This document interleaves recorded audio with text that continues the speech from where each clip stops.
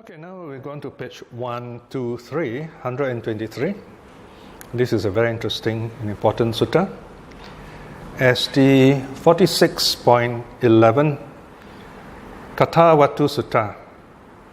Notice here it's just a short title with no prefix. There's an Abhidhamma book, the latest of the Abhidhamma book, which is called Katha. But there, the translators have rendered Katha as points of controversy. Vatu is points, Katha is controversy.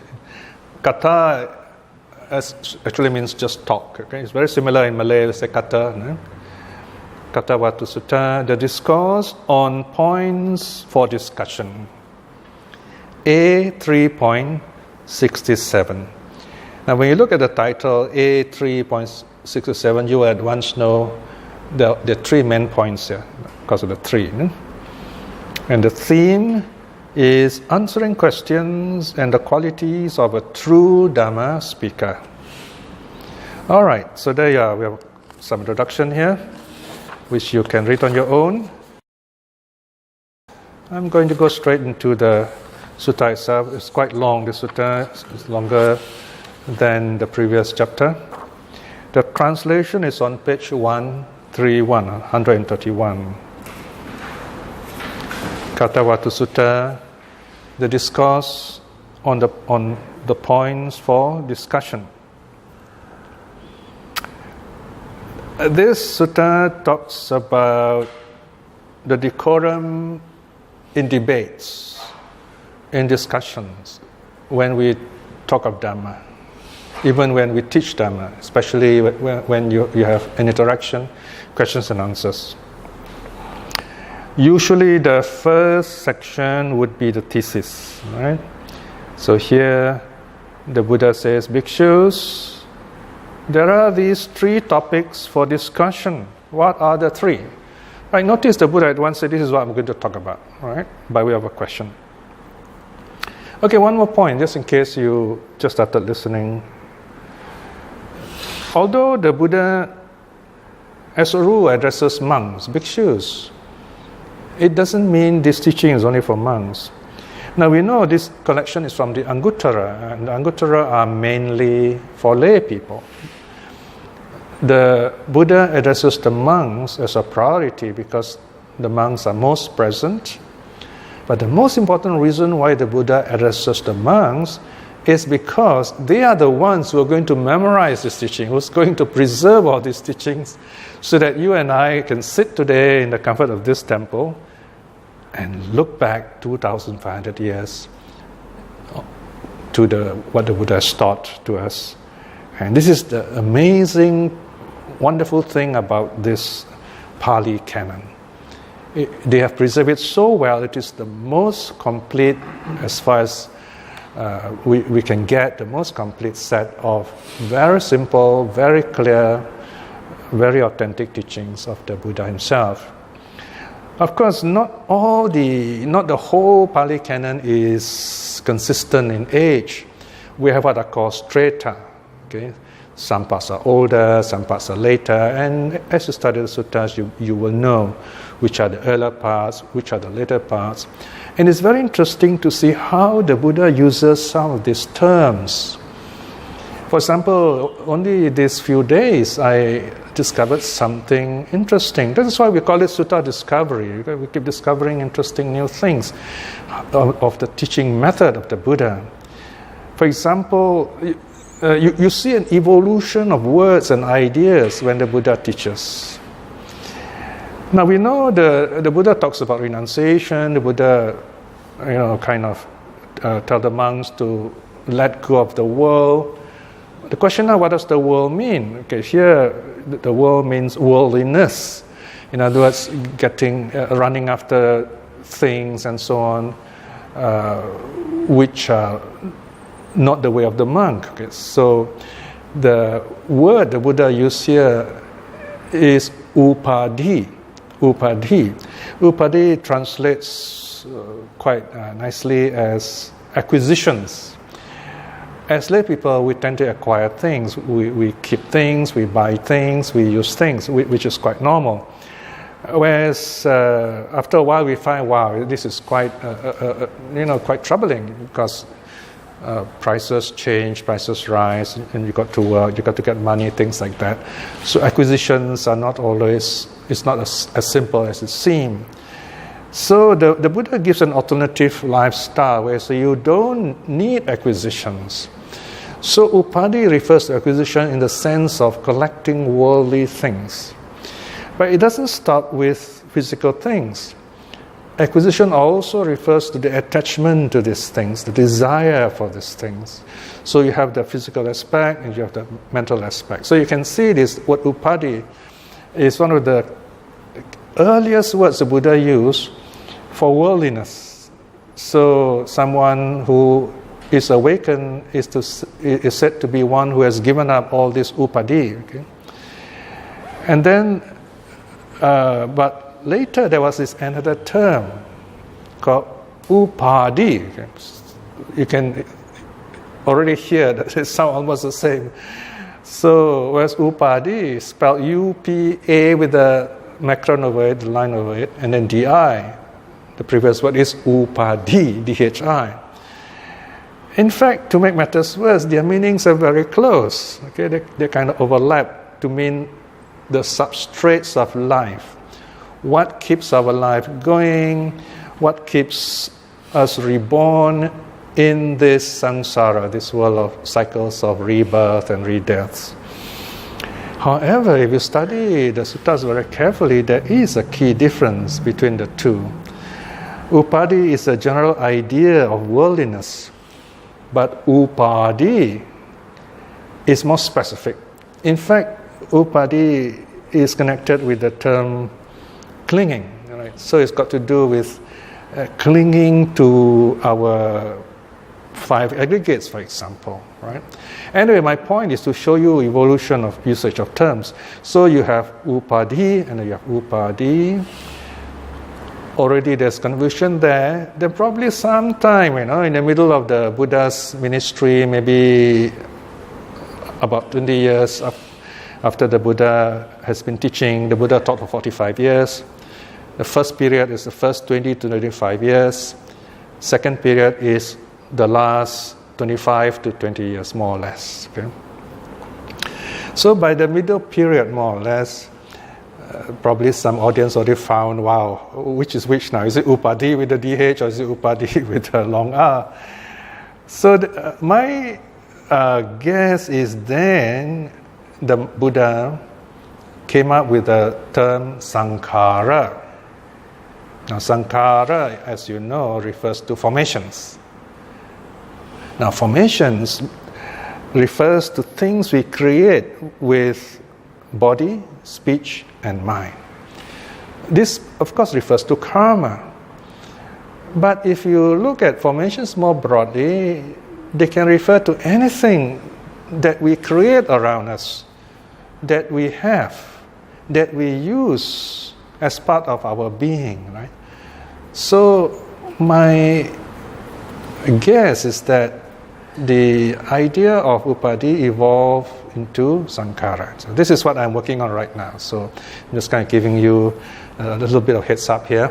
And then you see in volume 54, chapter 4, I think, we'll be talking more about this. All right, coming back to this Kathavatu Sutta. All right, so we are still on line 1. Bhikshus, there are these 3 topics for discussion. What are the 3? About the past, one would say, so it was in the past. About the future, one would say, so it will be in the future. About the present, one would say, so it is now in the present. The Pali Suttas are famous for beautiful, simple sentences like this. Very simple idea, very simple structure. This is a great way to learn Pali grammar, to see the difference between past, present, future. But it's much more than that. Here the Buddha is saying, if we are to talk clearly, this is how we talk. If you talk about the past, you say it was. You talk about the present, you say it is. You talk about the future, you say it will be. So he's using this familiar idea. He often starts with something people know, something which is worldly, and then he goes on to something higher, something more spiritual. So people will be curious. Now we know what the Buddha is saying here. We all know this, past, present, future. What is the Buddha trying to say? All right? So they'll be very curious. So the idea is to pick the curiosity of the audience. Right. Yeah. Yes? The footnote there, Pali, is there something missing? 41, is it? Yeah, footnote 41. Yes. Araba A is missing. Okay? Yeah, you got to add an A. That's a typo. Okay, so now the next thing I have to tell you is the Sutta Discovery series also adds subheadings. This helps you to have a kind of visual and mental idea of the topic we are going to deal with. 4 ways of answering questions, all right? In fact, very often it's good to start off by just looking at the headings. Okay, next page. You see the heading is 4 principles of discourse. And then further down, the 3 points of decorum of discourse. And then next page, the 4 points of decorum of discourse. Further down, attentiveness during discussion. All right? And then finally on page 134, verses on right discourse. Okay, this is a kind of summary of the whole teaching. All right? So the subheading kind of give you an idea. Maybe you like to study section by section. Now let's go back to the 4 ways of answering a question. Section 2. Bhikshus, when engaged in discussion, it should be known whether an individual is fit to talk with or unfit to talk with. All right? Right, so here the Buddha is saying, when you're talking with someone, you got to decide, will my interaction with this person be useful and wholesome? I mean, if you're going to get into an argument, it's not worth it. This is what's meant here. It doesn't mean, it is not a evaluating situation here. It's more like a discerning kind of approach, that you are going to engage in something the way that the serious academics do. They follow rules when they talk, when they have seminars, things like that. Okay, standards of study, if you like. All right, so then the Buddha says, 2.2, Bhikshus, if this person, when asked a question, okay, now you've got to be very careful. Another characteristic of Pali, sometimes you get very long sentences. So that's why I've broken all the long sentences up and I put bullets for you. These are happy, peaceful bullets, all right? So when someone is asked a question, when you ask someone a question, watch out for these things. This other person does not give a categorical yes or no answer to a question that should be answered categorically. He does not give an analytical answer, in other words, a qualified answer to a question that should be answered analytically. He does not give a counter question to a question that should be a countered question. In other words, question again. He does not put aside a question that should be put aside. In other words, certain matters can be discussed, should be put aside. He doesn't do that. Then, okay, so here you see the paragraph answer. Then, Bhikshus, he is an individual who is unfit to talk with. What does this mean? These are called the 4 ways of answering a question. How do we answer a question? First way is categorically, yes or no. For example, did the Buddha teach karma? Okay, you say yes, right? Now, then someone asks, how did the Buddha teach the karma? Okay, you cannot say yes or no here. You have to qualify. You have to explain in some detail. Right? So the second way of answering. Now, the third one is very interesting. Someone may say, does the Buddha teach about the self? This is quite a tricky question, very tough question, right? So you have to find out what preconception does this questioner have. Then you ask, what do you mean by a self? Okay, and that helps, right? So there you have a discussion. So a counter question helps to clarify, helps to focus the topic. Number 4, okay, this is something very interesting which happens in the Buddha's time, but today it's not accepted, unfortunately. The Buddha would be silent. He just wouldn't say anything if the question is wrongly put. For example, if he has already answered the question, especially he has answered the question 3 times, he would be silent the 4th time. And the discussion will be wondering why the Buddha didn't answer, and Ananda will be there as a kind of our assistant and explaining why the Buddha is silent. He said, well, he's already answered you 3 times, So then the Buddha will be silent. But the point here is that there are certain topics which are kind of very difficult to discuss when people have different points of views. When you don't know the terms, the proper terms for that discussion. The best way is you're talking about a Buddhist term, Buddhist teaching, you use Buddhist terminologies, Buddhist context, that's the easiest. So otherwise you have to set it aside. Right? So these are the 4 ways of answering a question, right? And then in the next section, this is the opposite of that. So the Buddha says when someone does the right thing, the 4 ways of answering a question, he does it properly. When a question needs a categorical answer, he gives yes or no. When he needs an analytical answer, he explains. And when you need to counter question, he does that. And there are certain topics he would not deal with because they digress, they're not very helpful. Right? So that person is worth talking with. He's a good teacher, basically. All right, so that's the first set of teachings. Now we have a second set, it's called the 4 principles of discourse. Bhikshus, when engaged in discussion, it should be known whether an individual is fit to talk with or unfit to talk with.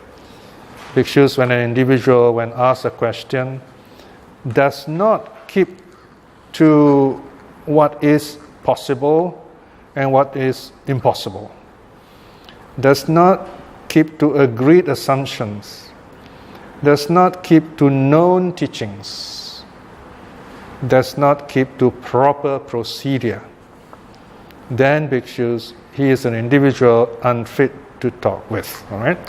And of course, the person that is worth talking with or listening to is the one who keeps to what is possible and what is impossible, keeps to agreed assumptions, keeps to known teachings, and keeps to proper procedure. Well, I suppose if you're a lawyer, you understand at once what all this refers to, right? I mean, you got to keep to the point, basically.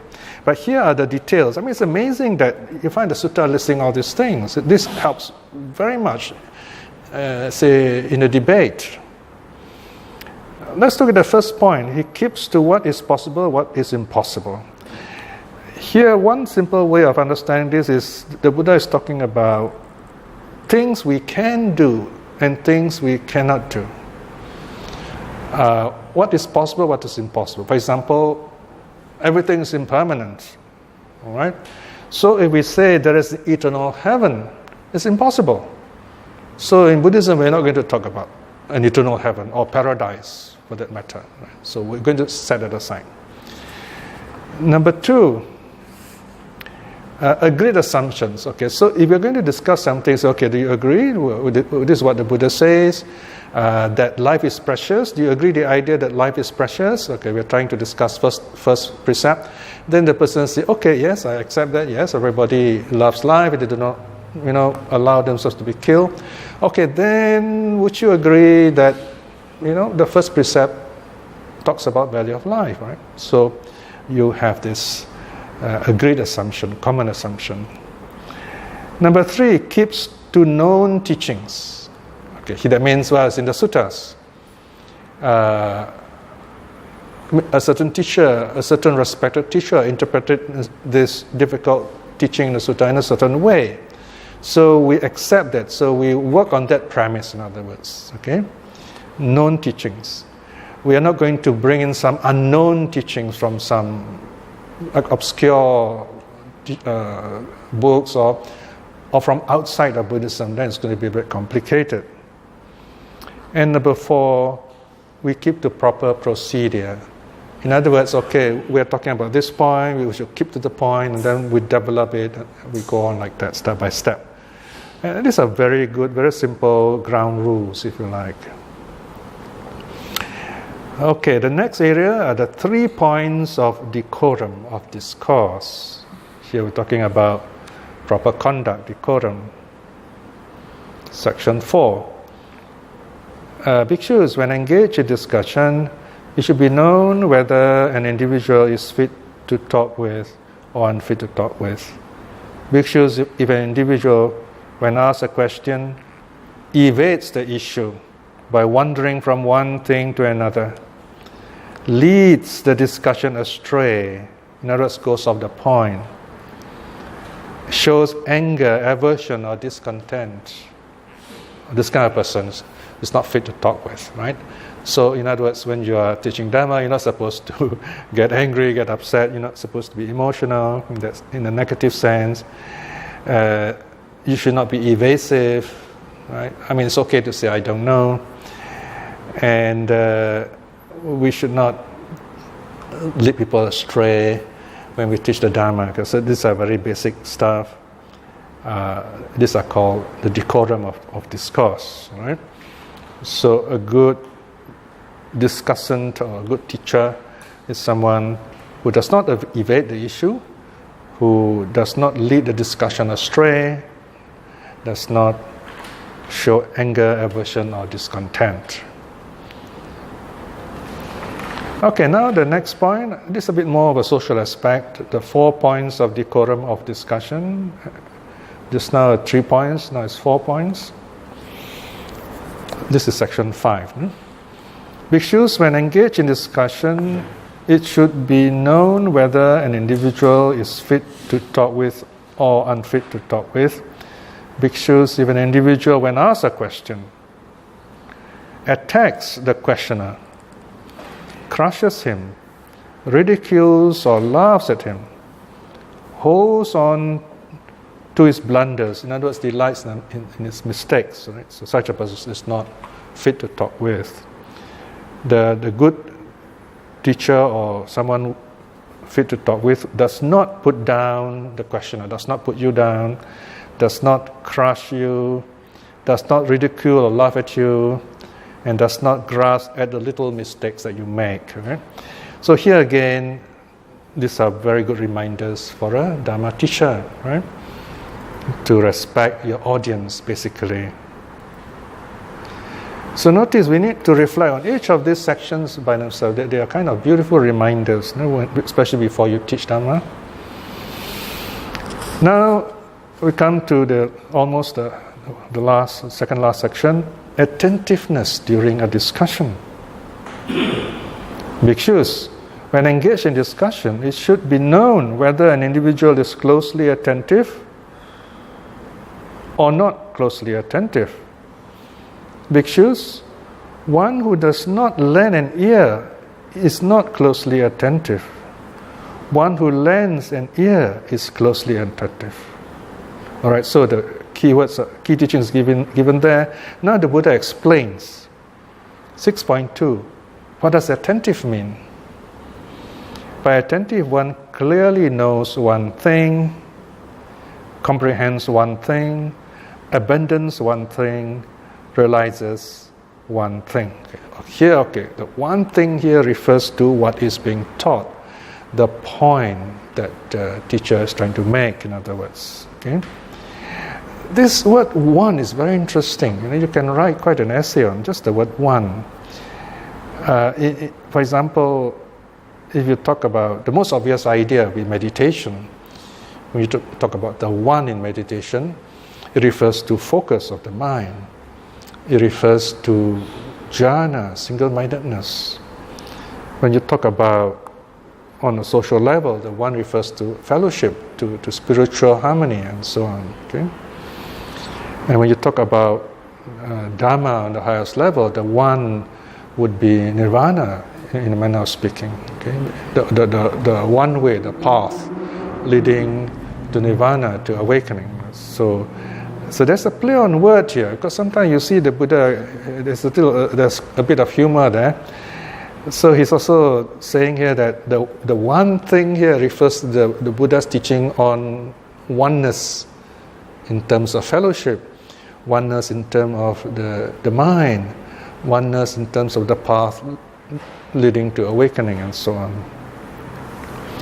So 6.3, the Buddha says, clearly knowing one thing, comprehending one thing, abandoning one thing, realizing one thing, one touches right freedom. So there you are. The Buddha says, if you follow this, then you will awaken. All right?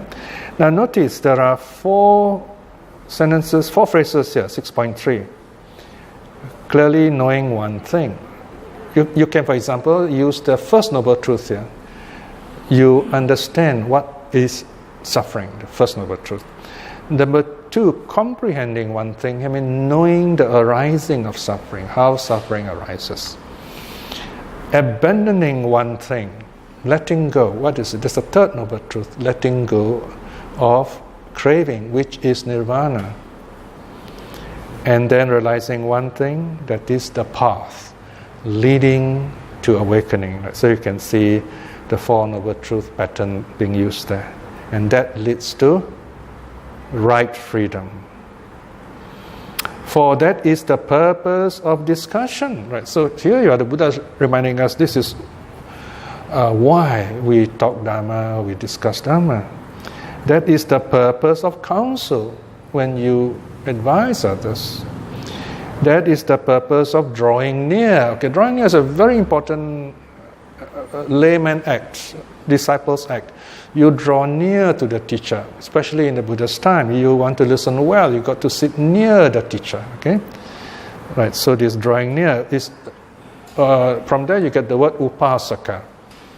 Upasaka, the word for follower, lay follower, one who draws near to the teacher, so they can hear the Dhamma clearly and correctly.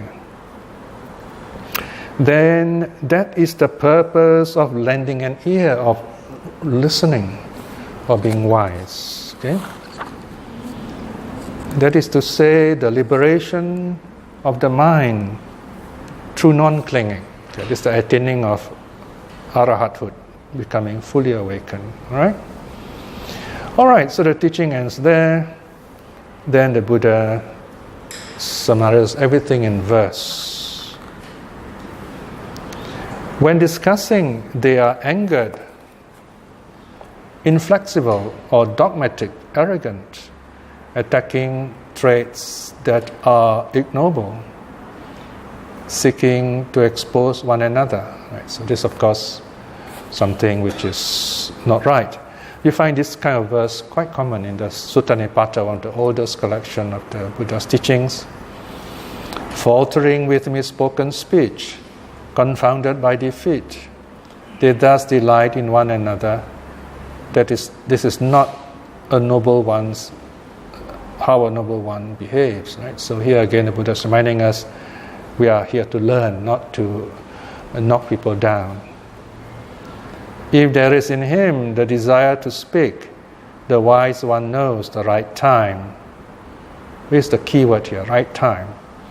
What is connected with the Dharma and the goal. Talk on the conduct of the noble ones. Right? So notice the first three kind of focus on the negative aspects to be avoided. Now we have the positive aspects. Next verse. He is free of envy. He speaks fully well knowing. Oh, sorry. Yeah, just go back one step to number 10. This is the speech spoken by the wise. The wise without anger, without arrogance, with a detached mind, unspiteful, non-violent.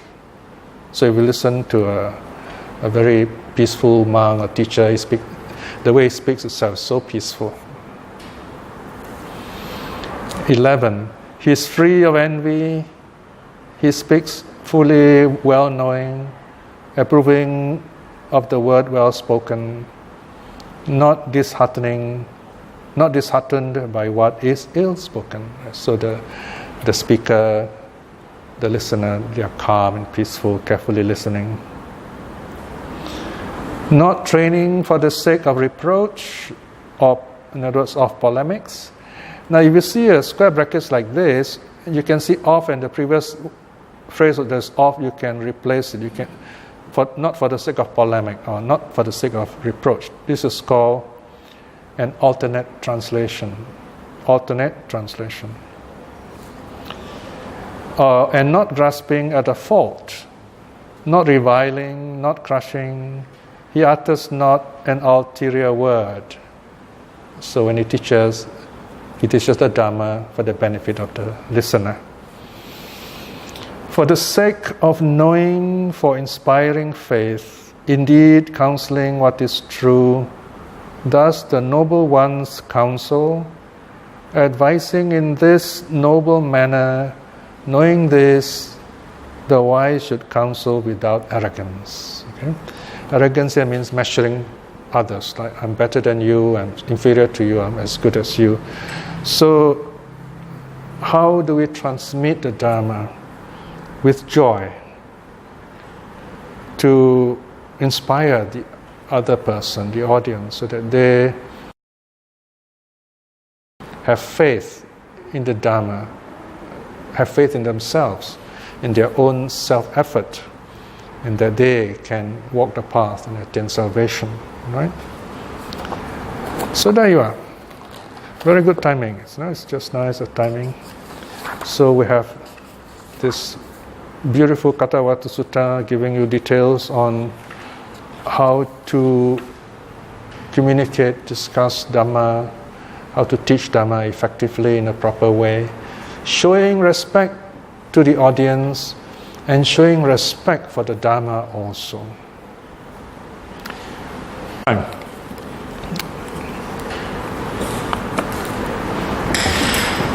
Or any discussion, anything to add?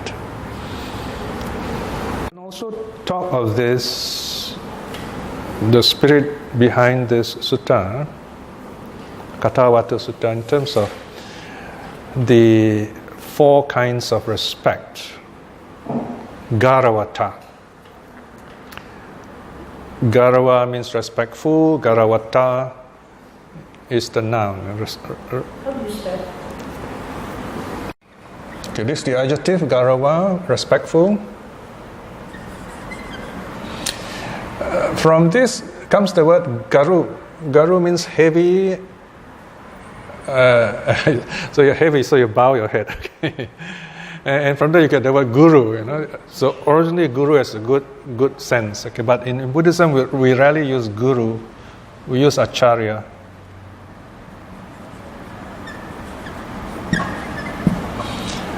There is also the word garu. Garu means heavy. Okay. From there you get guru. This one is rarely used in Buddhism. We use the word acharya. I think that acharya, I think it means something like someone who shows you the right way. The 4 kinds of respect. So in other words, when we talk Dhamma, when we write Dhamma, we, number 1, should respect the Buddha. When we present the Buddha, it should be done respectfully. After all, we are Buddhists, right? What does that mean? That means we have to find out what's going on. Why does the Buddha say this? Why is it teaching that? And we try to explain that. If anything we're not sure, we just say, I'm not sure of this aspect yet. Same thing with the Dhamma, the teaching. Sometimes, some teachings are a bit difficult to understand at this point. Now, I've been studying Buddhism for some 50 years now, half a century. And I've been translating for 16 years. And like I told you, only yesterday I discovered this very interesting connection between Upadhi, and Sankhara. So there's always something new we learn about the Dhammas. The more you respect the Dhamma, the more you learn about the Dhamma. Number 3 is respect for the Sangha. Here the Sangha refers to the path of the 4 kinds of saints, the Srimana, Vansritana, Ranritana, and the Arahat. And then number 4 is very interesting. It is Patisantara Garavata, respect for hospitality. It's interesting that the Buddha should add this as number 4.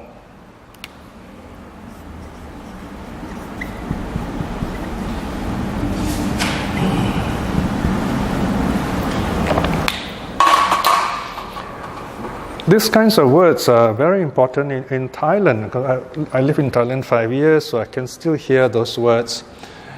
So in Thai they pronounce Patisantan. It means hospitality. Respect for the Buddha, Dhamma, Sangha, these are the 3 jewels. Hospitality, in simple terms, you can say fellowship, friendliness, openness, welcoming people wherever you are, even in your own house, right? So that kind of friendliness will promote the 3 jewels, in other words, okay? So this is the difference between the scholar's approach to Buddhism and the practitioner's approach. The interesting thing is sometimes you find Buddhist scholars who think they are more scholars than they are Buddhists, then they get into this problem. For example, when you translate suttas, you may find some things a bit difficult to explain. Then you should not, but you will say, I think the sutta is wrong here, something's wrong here. That is something I have never dared to say in my translations. Whenever I'm not sure, I thought that something seems wrong here, I will always keep it on hold and then let it be there for a while and I do some research. What's going on here? I don't understand what this is. I would not dare to say this can't be true. The Buddha couldn't have said this. It's just that we don't know. It's don't know. I don't know. It's different from the Buddha's wrong, you know. So since I respect the Buddha so much, since I respect the Dhamma so much, I have to say I don't know, right?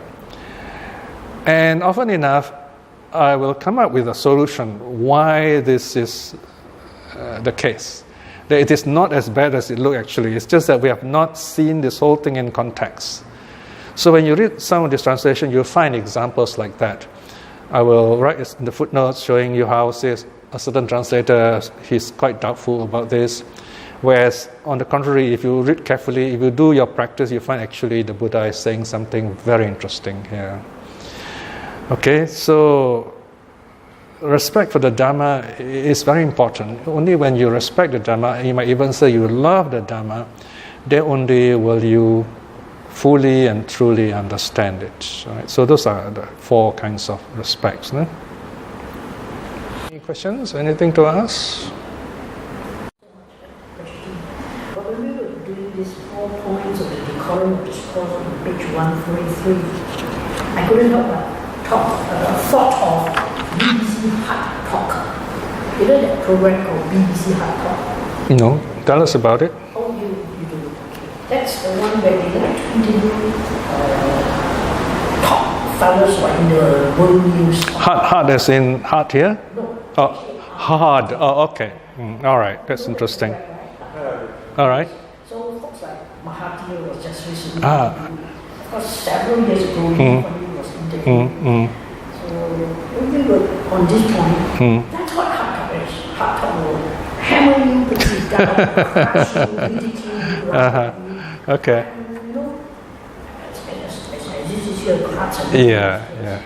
Okay. Some, you know, who have lived to know, I can't remember, especially it was this lady.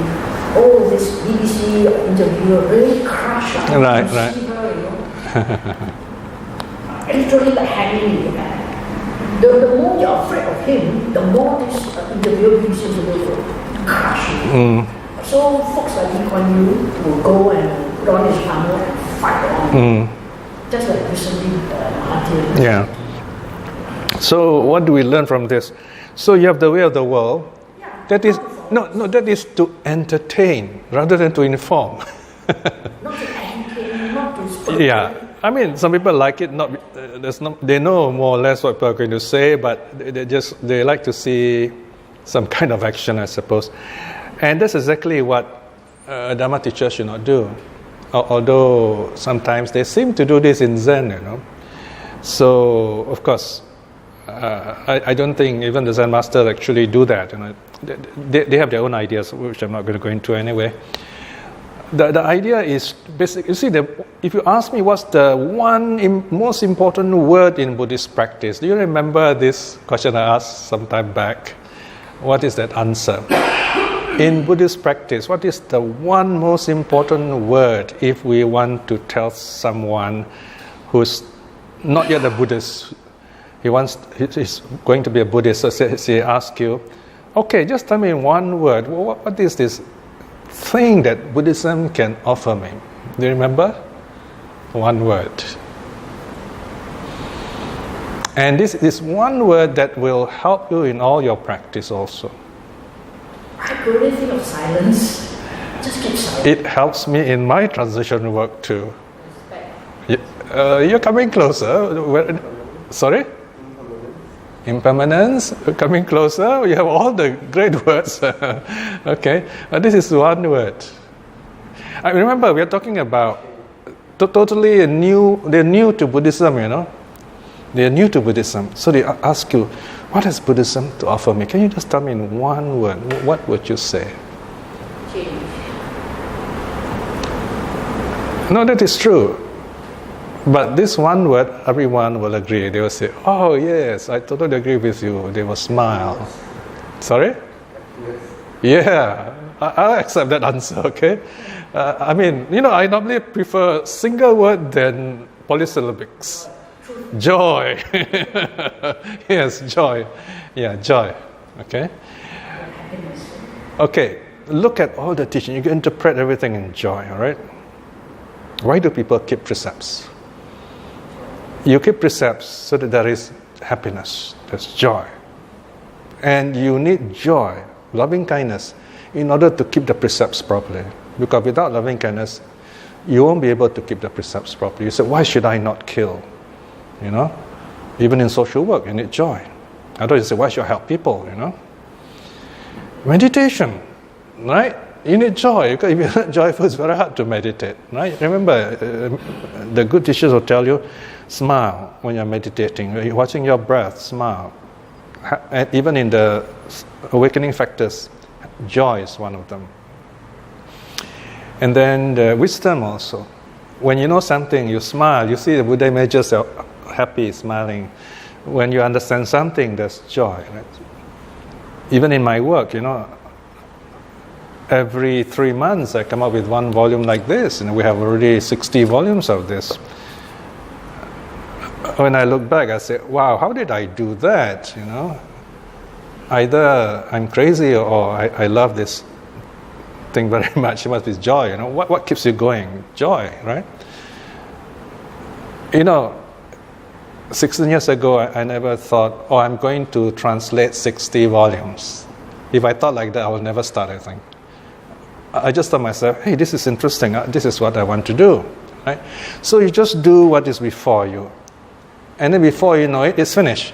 And you say, hey, what's next, right?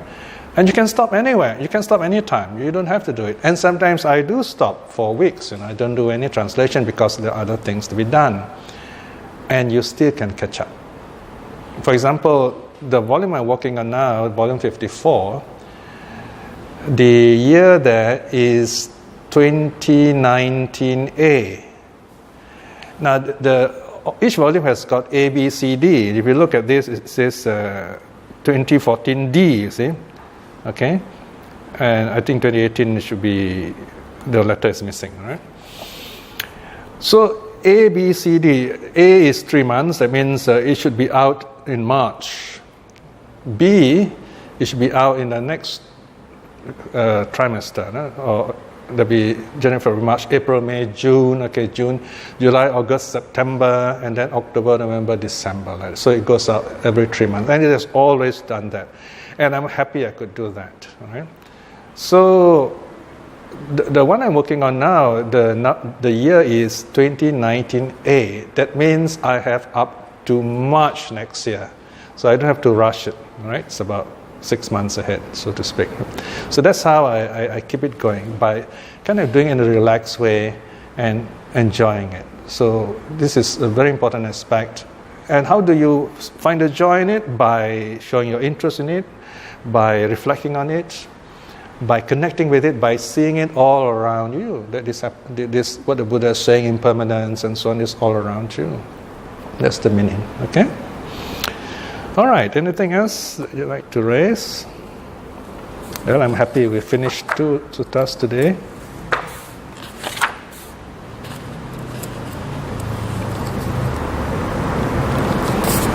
Well, we are more than halfway through this volume. Eh?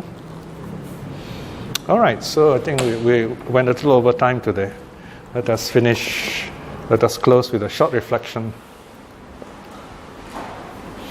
Today we have studied on the Buddha's teaching on how to conduct ourselves in such a way as to present the Dhamma in truth and in beauty,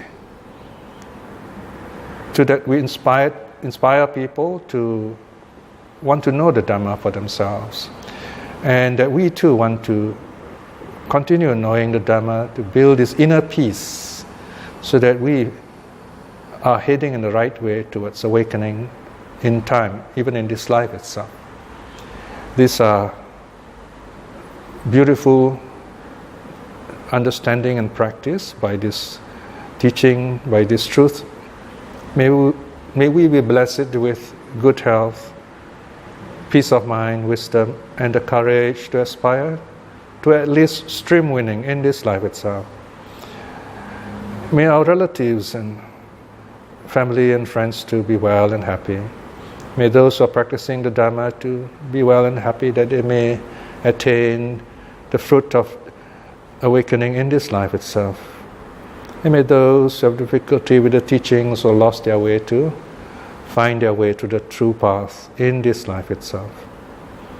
May all beings be well and happy. Sadhu, sadhu, sadhu.